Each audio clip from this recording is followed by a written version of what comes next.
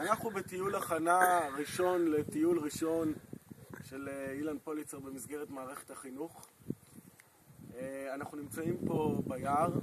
אני לא אסווג את זה עכשיו לחורש ים תיכוני, גרידה, בטה וכל הדברים האלה, אלא בוא נזכור קצת את מה שעומד סביבנו. האורן, עץ נטיות, פופולרי מאוד בתחומנו, סירה קוצנית, משפחת הוורדיים, השורש טוב לסוכרת, מהענפים מכינים מזרונים ומטטים.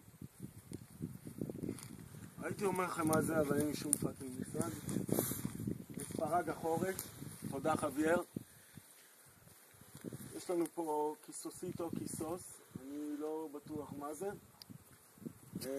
שקית טפוצ'יפס, שהמטיילים הישראלים הבני זונות השאירו. שנייה.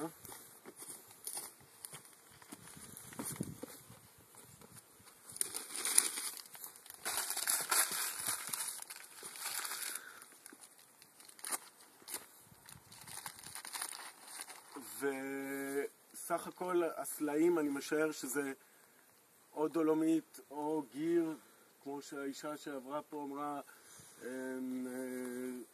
שהיא אמרה שהיא ראתה סלעים ורודים, אז זה הגיר. אלת המסטיק משקיפה עלינו קצת רחוק. לכל התהליך הזה אני מאמר שקוראים סוקצקציה, יענתו כל שלב תצרוכת מקנה את התנאים להתפתחותו של שלב אחר. אנחנו, בבקשה צלם, תאיר על הכיסוסית הנהדרת הזאת שעולה על האורן וחיה איתו בסוג של סימביוזה.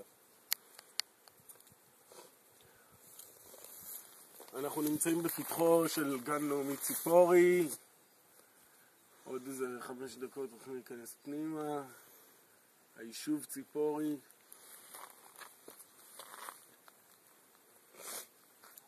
זה בינתיים זהו.